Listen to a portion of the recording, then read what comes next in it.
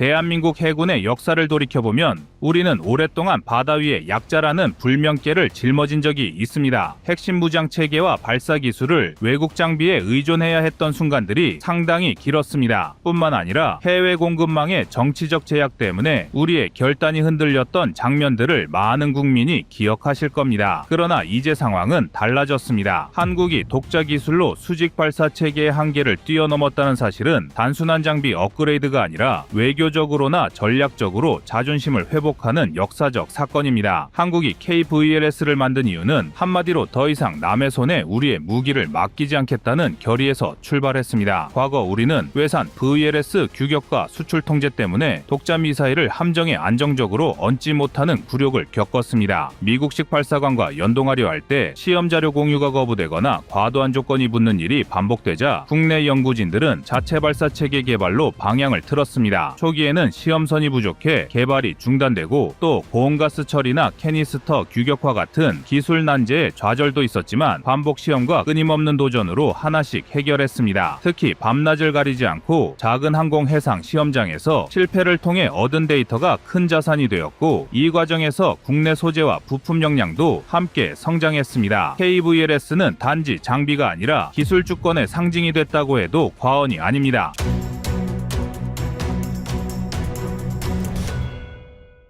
최근 공개된 KVLS-2 개발 완료는 과거 한국이 겪었던 울분을 한방에 해결해 줬습니다. KVLS-2는 기존 발사셀보다 훨씬 더 강력한 열과 압력을 견디도록 설계되어 대형이면서 고출력인 유도무기를 탑재할 수 있으며 애니셀 개념을 도입해 하나의 발사관에서 여러 부장을 표준화하고 운용할 수 있습니다. 이는 함정이 작전 상황에 따라 유연하게 함대지, 함대공, 함대함 무기를 선택 배치할 수 있다는 뜻이며 실질적으로 전술의 폭을 획기적으로 넓힌 것입니다. 더구나 정부와 민간이 원팀으로 협력해 5년 만에 개발을 끝내고 예정된 일정과 비용을 철저히 지켜냈다는 사실은 한국 방위산업의 저력을 보여주는 자부심의 증거입니다. 그런데 여기에 한국의 반전이 숨어 있습니다. 바로 KVLS-3 개발에 착수했기 때문입니다. 해외 전문가들은 한 목소리로 차세대 장거리와 극초음속 무기체계의 특성을 고려하면 초대형 셀급 수직 발사 체계는 선택이 아닌 필수라고 진단합니다. 장거리 순항미사일, 대지대함, 탄도미사일, 나아가 극초음속 무기들은 발사 순간 폭발적인 추력과 열, 압력을 발생시키는데 기존 KVLS-2 규모로는 이를 감당하기 어렵습니다. 따라서 KVLS-3는 셀의 가로 세로를 각각 170%, 162% 이상 확장해 최소 2배 이상의 최적을 확보했고 이로써 현무급 장거리 탄도미사일과 대함무장의 해상 탑재가 현실화되었습니다. 이는 곧 대한민국 해군의 공격 억제 능력이 새로운 차원으로 도약함을 의미합니다. KVLS-3는 단순한 발사관 확장이 아니라 한국 해군의 전력 지형을 바꿀 전략적 인프라입니다. 그래서 향후 KVLS-3 탑재될 미사일로는 최대 800km급의 사거리를 자랑하는 현무포 해상형과 장거리 현무3 계열은 물론 설계 보강 시 현무5급 초대형 탄두나 미래형 극초음속 미사일까지 물리적으로 수용이 가능합니다. 즉, 이 말 뜻은 대한민국의 함선들이 적의 코앞에서 극초음속 미사일을 발사할 수 있기 때문에 한국의 억지력은 한 단계 도약한다는 의미입니다. 또한 LSAM 계열 해상 요격 체계를 얹으면 함정은 떠다니는 방공기지로 변신합니다. 다만 실전화를 위해선 캐니스터 규격화, 배기, 내열, 격벽 설계, 전자연동과 계측, 인프라, 운영교범 등 전 단계의 치밀한 검증과 실사격 데이터로 신뢰가 필요합니다. 하지만 이 모든 것이 한국 기술로 이루어지기 때문에 이마저도 큰 문제가 되지 않습니다. 더욱이 현재 건조 중인 6150톤급 대형 시험선은 KVLS-2와 KVLS-3 통합 실사격과 계측 시험을 위해 설계되었습니다. 항속거리 1만 해리, 대규모 연구 인력과 승조원 탑재가 가능한 이 시험선은 국내에서 장거리 무기 시험 환경을 자체적으로 마련할 수 있게 하며 한국 해군의 전략적 자율성을 극적으로 끌어올릴 것입니다. 숫자로 표현하면 그 의미는 더 분명해집니다. 기존 VLS만으로는 사실상 1만 킬로미터급 전략 시험이나 1000km대 작정원 확보가 어려웠습니다. 그러나 KVLS-3와 시험선의 조합은 발사 추적 계측을 연계해 실전급 장거리 무기 체계 운용을 가능케 합니다. 이는 단순한 무기 시험이 아니라 한국 해군의 공격력, 봉쇄력, 그리고 억제 국제력의 지평을 대륙과 대양 너머까지 확장하는 변화입니다. 해외 언론이 주목하는 또 다른 포인트는 외교적 파급 효과입니다. KVLS 시리즈의 국산화율이 높아지면 미국의 ITAR과 같은 제약으로부터 상대적 자유를 얻을 수 있습니다. 즉, 한국은 단순히 무기를 수출하는 수준을 넘어 발사체계부터 미사일과 소프트웨어라는 완전한 패키지 무기 생태계를 수출할 수 있는 기반을 마련한 것입니다. 해군의 수직 발사체계, 즉 VLS를 두고 각국이 치열하게 경쟁하는 이유는 단순히 미사일을 쏘는 관이 아니라 국가의 전략적 힘과 직결되기 때문입니다. 우리가 주목해야 할 비교의 핵심은 셀의 물리적 크기, 배기가스 처리 능력, 발사 방식, 그리고 확장성과 모듈화입니다. 이 네 가지가 맞물려야만 실제 전장에서 안정적인 무기 운용이 가능해집니다. 먼저 미국의 마크 41은 전 세계 해군에서 사실상 표준으로 불릴 정도로 오랜 기간 사용돼 왔습니다. 8셀 모듈 구조의 셀 내부 폭은 약 25.1인치, 즉 0.635m 수준입니다. 셀의 길이는 자위형 5.3m, 전술형 6.8m, 스트라이크형 7.7m까지 존재해 다양한 무기를 수용할 수 있습니다. 이 체계가 가진 가장 큰 강점은 수십 년간 축적된 검증 데이터와 호환성입니다. 미 해군뿐 아니라 동맹국 해군의 주력 미사일 대부분이 마크 41에서 운용 가능한 이유가 바로 여기에 있습니다. 하지만 미국도 마크 41의 한계를 느끼고 마크 57을 새로 설계했습니다. 마크 57은 주말 특급에 탑재된 체계로 모듈당 4셀 구조를 채택했지만 셀폭을 28인치 약 0.71m까지 키웠습니다. 셀 길이도 7.18m까지 수용해 더 큰 추진체와 부스터를 다룰 수 있습니다. 특히 배기가스 유로를 완전히 새로 설계해 기존 마크 41보다 40에서 45% 높은 로켓 모터 질량 유량을 처리할 수 있습니다. 쉽게 말해 발사 시 쏟아지는 불기둥과 압력을 훨씬 더 안정적으로 제어할 수 있게 만든 겁니다. 그 결과 인접셀에 미치는 영향을 크게 줄였고 대형 미사일을 안전하게 발사할 수 있는 길을 열었습니다. 유럽의 대표 주자인 프랑스와 이탈리아의 실버 계열은 또 다른 성능을 보여줍니다. A35, A43, A50, A70으로 구분되는데 셀 길이는 A50이 5m, A70은 7m입니다. 셀 폭은 0.56에서 0.6m 수준으로 마크 41과 비슷하거나 약간 넓습니다. 유럽이 강조하는 건 단순 크기가 아니라 통합 운용입니다. 에스터 계열, MDCM 같은 미사일을 위한 최적화 설계, 그리고 팜스 같은 대공 체계와의 호환성이 장점입니다. 결국 EU 영내 수출에도 강점을 가질 수밖에 없습니다. 중국은 더 대담한 길을 택했습니다. 인민해군의 유니버설 VLS는 셀 폭이 무려 0.85m에 달합니다. 캔니스터 길이는 9m급까지 수용 가능하다는 분석도 있습니다. 수치만 놓고 보면 마크 41보다 34% 넓고 마크 57보다도 여유가 큽니다. 이론적으로는 장거리 탄도미사일이나 초대형 순항미사일까지 수용할 수 있는 셀입니다. 하지만 단순히 크기만 키운다고 실전에서 우위가 보장되는 건 아닙니다. 강력한 추진체에서 쏟아지는 가스를 어떻게 제어하느냐, 발사 후 전투체계와 어떤 방식으로 데이터를 주고받느냐, 그리고 운용교범이 얼마나 체계화돼 있느냐가 실질적 전투력을 좌우합니다. 러시아의 3S14, 즉 UK-SK 체계는 또 다릅니다. 이 발사관은 수직뿐 아니라 경사발사까지 허용하며 컨테이너형과 비컨테이너형으로도 나눌 수 있습니다. 설계 철학이 아예 다목적입니다. 칼리브 순항미사일처럼 대형 탄두와 장사정 무장을 해상 플랫폼에 얹기 위한 범용성을 추구한 것이 특징입니다. 러시아식은 효율보다는 강력한 한방을 위한 선택이라고 볼 수 있습니다. 이제 중요한 결론으로 다가가야 합니다. 사실 셀의 크기가 곧 실전 가치라는 단순한 계산은 성립하지 않습니다. 진짜 한계는 네 가지 요소가 결정합니다. 첫째, 발사 시 발생하는 질량 유량과 열 플럭스를 얼마나 처리할 수 있는가. 둘째, 가스 배출 유로가 얼마나 대칭적으로 설계돼 역류를 막을 수 있는가. 셋째, 캐니스터 규격과 발사체 안전 유도 장치의 표준화가 이루어졌는가. 넷째, 전투 체계와의 통신과 데이터 인터페이스가 완벽히 호환되는가. 이 네 가지가 모두 충족돼야 비로소 안정적 실전 운용이 가능합니다. 정리하자면 미국의 마크 41은 셀폭 0.635m, 길이 7.7m급으로 수십 년간 검증된 안정성을 강점으로 삼고 있습니다. 수천 발의 발사 실적과 함께 세계 13개국 이상이 운용하고 있는 글로벌 스탠다드라는 무게감이 있습니다. 반면 마크 57은 폭을 0.71m까지 키우고 최대 4091kg 캔니스터를 수용해 대형 추진체를 안정적으로 다룰 수 있도록 설계됐습니다. 배기가스 유량을 기존 대비 40% 이상 처리할 수 있다는 점에서 기술적 진보를 이뤘습니다. 중국의 유니버설 VLS는 아예 셀폭을 0.85m로 잡아 9m 길이 미사일까지 넣을 수 있는 물리적 공간을 확보했지만 정작 이를 안전하게 통제할 배기, 격벽 설계와 통합 전투체계 운영 노하우가 부족하다는 점이 치명적 약점으로 지적됩니다. 이 대목에서 우리가 배워야 할 교훈은 단순히 크기를 키우는 것이 해답이 아니라는 사실입니다. 크기만 키우면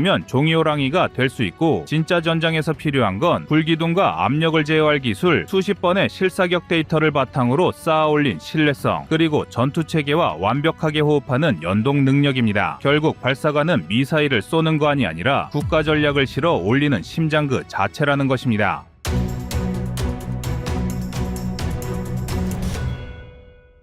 다음은 25년 5월 22일 한국 극초음속 미사일 시험 발사 영상입니다. 최근 해양수산부에서 발표한 항해금지구역 설정 공고가 발표되면서 6월 11일 전후로 실제 발사가 이뤄질 것으로 보이는데요. 이번 시험에는 이전보다 훨씬 넓은 시험 공역이 설정되어 극초음속 기술과 관련된 비행 궤적을 점검할 가능성이 높아졌다는 분석이 나오고 있습니다. 우선 극초음속 미사일은 마하5 이상을 유지하면서 적 레이더망을 회피할 수 있는 무기를 의미합니다. 단순한 탄도 궤적이 아니라 여러 단계의 추진체를 사용해 낮은 고도로 변칙 기동을 하거나 초고대에서 활공 형태로 내려꽂히면서 사거리를 조절할 수도 있습니다. 이 덕분에 기존 패트리어트 미사일이나 사드 같은 방어 체계로는 요격이 쉽지 않습니다. 현재 한국은 현무계열 탄도미사일을 통해 이미 중장거리 타격 수단을 확보했고 지하관통탄도 운용 능력까지 갖췄습니다. 따라서 여기에 극초음속 기술까지 더해지면 전시 상대의 지휘부와 핵심 자산을 초반부터 빠르게 무력화할 수 있는 다층 공격 능력이 완성됩니다. 이번 시험은 공역이 이어도 해양과학기지 인근까지 확장된다고 알려졌는데 이것은 장거리 탄도와 마하5 이상 비행을 전제로 세운 비행 루트를 확보하기 위함으로 보입니다. 속도가 워낙 빠르기 때문에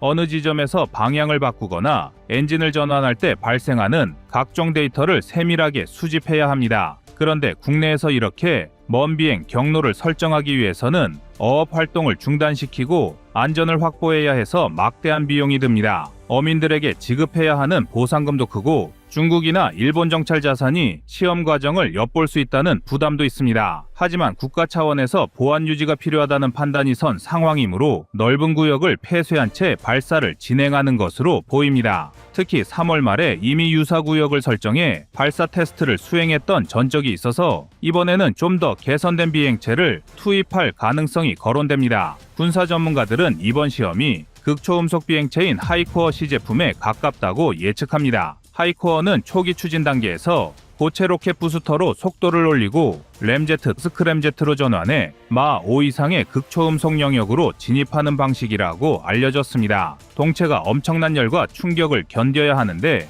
이 과정을 위해 연구진이 일찌감치고 온 내열재와 복합 재질의 두께 배합 등을 극비리에 테스트해왔다는 비화도 있습니다. 특히 2021년 어느 시점에는 국내 대학 연구소와 산학 협력을 위장한 형태로 특정 합금 소재 열처리 데이터를 교환한 사실이 내부적으로 전해지기도 했습니다. 이는 러시아의 아방가르드로 불리는 극초음속 활공체와 유사한 개념인데요. 현재 중국의 둥펑 17도 비슷한 구조라고 할 수 있습니다. 한국이 이 경쟁에 뛰어드는 이유는 한반도 주변국의 군사력을 견제하는 데 있어 초음속 미사일이나 탄도미사일만으로는 극초음속 방어 체계를 돌파하기가 한계가 있기 때문입니다. 특히 중국은 레이더망과 지대공 미사일 전력을 비약적으로 증강해 서해 및 동중국해 일대에서의 방어망을 구축하고 있습니다. 사실 극초음속 무기의 파괴력은 강력한 파괴력이 아닌 범접할 수 없는 속도에서 나옵니다. 마하5 이상의 속도라면 탄두 중량이 비교적 작아도 운동 에너지만으로 항공모함급 대형 함정을 치명적으로 타격할 수 있습니다.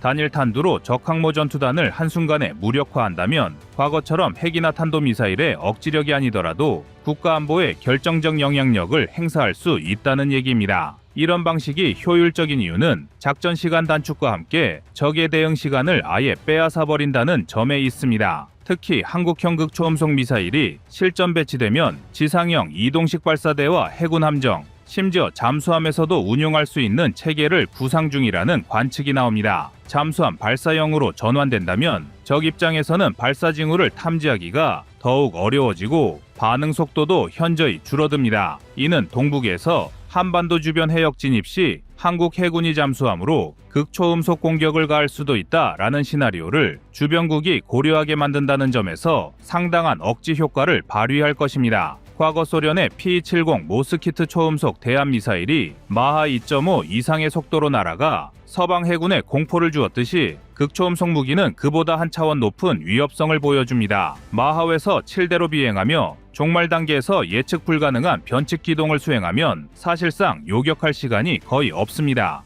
그리고 한국이 이 영역을 빠르게 따라잡는 이유 중 하나는 고도화된 반도체 전자부품 제조 능력을 응용해 극초음속에서 견딜 수 있는 내열 센서와 통신 모듈을 자체적으로 개발할 수 있기 때문이라는 분석이 있습니다. 실제로 이번 시험이 성공적으로 이루어지면 2025년 전후로는 극초음속 시제기를 완성할 가능성이 거론됩니다. 여러 소식통에 따르면 국가연 측이 단연간 분산 개발해온 엔진 모듈과 복합 제동체 기술을 올해 안에 통합 검증할 계획이라는 얘기도 들립니다. 만약 이번 발사에서 엔진이 마하에서 6구간에서 안정적인 연소를 지속하고 유도 제어 시스템이 작동한다면 본격적인 전력화가 2030년 전후로 앞당겨질 가능성도 커집니다. 이번 시험 일정을 전후로 중국의 정찰함이나 일본 해상 초계기 등의 활동이 크게 늘어날 것이라는 전망이 있습니다. 한국이 내놓는 새로운 무기 체계에 대해 그만큼 주변국들이 민감하게 움직이는 이유는 동북아 역학 구도에 직접적인 영향을 미칠 가능성이 높기 때문입니다. 특히 한중 관계가 상당히 복합적으로 얽혀있는 상황에서 군사기술 우위를 놓고 벌어지는 미묘한 신경전이 점차 가속화될 것으로 보입니다. 그렇다면 한국이 극초음속 미사일을 보유했을 때 얻을 수 있는 구체적인 이점을 정량적 측면에서 살펴보겠습니다. 첫째, 반응시간 단축입니다. 마하 5 이상으로 비행하는 무기는 500km 내 표적에 도달하는데 대략 5분 내외가 걸립니다. 기존의 아음속 또는 초음속 미사일이 20분에서 수십 분 걸리던 것에 비하면 최소 4배 이상 빠르게 타격이 가능하다는 의미입니다. 둘째, 요격 확률 하락입니다. 적 레이더가 탐지한 뒤 요격 미사일을 발사해도 극초음속 비행체가 변칙 기동한다면 보통 3분 이내에 표적에 도달하기 때문에 방어 체계가 안정적으로 작동할 시간이 없습니다. 셋째, 타격 오차 감소 효과입니다. 스크램제트 엔진으로 비행하는 동안 지속적으로 데이터를 교환하면서 종말 유도까지 수정할 수 있어 탄두가 표적을 벗어날 확률이 크게 줄어듭니다. 참고로 미국의 X-51A 시험에서 일정 구간의 유도 오차를 15m 이하로 유지했다는 보고가 있으며 이 정도 오차면 지휘시설 같은 고가치 표적을 충분히 정밀 타격 가능합니다. 한국이 유사 수준으로 기술력을 갖추면 전시의 적 주요 시설을 점정타로 무력화할 수 있게 됩니다. 넷째, 심리적 영향력 강화입니다. 굳이 사용하지 않더라도 보유만으로 주변 함대나 기지에 엄청난 압박감을 가합니다. 이는 냉전 시대 소련이 초음속 대함미사일을 강조했던 방식과 유사하지만 극초음속은 그 효과가 훨씬 극적입니다. 따라서 주변국이 한국을 대할 때 외교안보 협상에서 이전보다 신중한 태도를 취할 것이고 이는 한국이 원하는 방향으로 지역 안보 구도를 유도할 수 있는 기반이 되기도 합니다. 반면 단점도 있습니다. 개발 비용이 막대하고 엔진 내열 소재 유도 장치 등 많은 기술적 문제가 뒤따릅니다. 이번 시험을 준비하면서 국가연이 따로 확보한 해외 부품 중 일부가 부적합 판정을 받아 국내 소재 기업을 총동원해 급히 대체재를 생산했었다는 이야기가 있습니다. 이처럼 기술 개발이 쉽지 않지만 한번 완성하면 다른 나라들이 쉽게 따라하기 어렵습니다. 그리고 이미 세계 주요국들은 극초음속 분야를 차세대 게임 체인저로 규정하고 있는 만큼 개발에는 대규모 예산을 투입하고 있습니다. 이번 발사를 두고 현무6 아니면 새 극초음속 순항미사일이냐라는 논쟁도 있는데 전반적 분석은 극초음속 쪽에 무게가 실립니다. 현무 계열 탄도미사일은 이미 현무5와 같은 대형 모델로 ICBM급 사거리를 달성했다는 얘기도 나올 만큼 성능이 매우 높아졌습니다. 굳이 같은 형태의 탄도미사일을 계속 늘리기보다는 방어망을 뚫는 극초음속 기술로 영역을 확장하는 것이 전략적 가치를 더 높일 수 있기 때문인데요. 그만큼 극초음속 무기는 미래전에서 핵무기처럼 사용하기 애매한 상황이라도 극초음속 무기로 제한적이면서도 치명적인 타격을 노릴 수 있습니다. 또 하나의 비화로 2022년 하반기에 국가연 일부 연구진이